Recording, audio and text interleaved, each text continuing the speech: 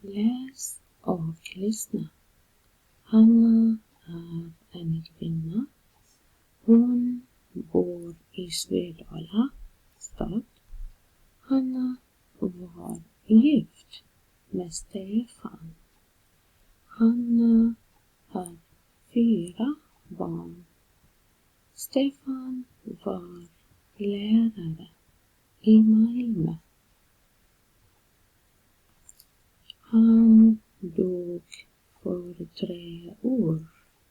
Hanna är enkel. Hon arbetar som barnskötare. Hanna arbetar inte på heltid. Hon arbetar på deltid.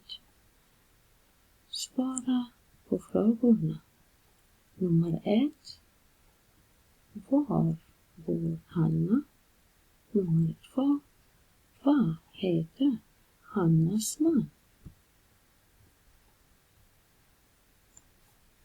Nummer 3. Har hon barn? Nummer 4. Vad arbetar Hanna? Nummer 5. Vad arbetade Stefan? Nummer 6. Arbetar Hanna på heltid eller på deltid?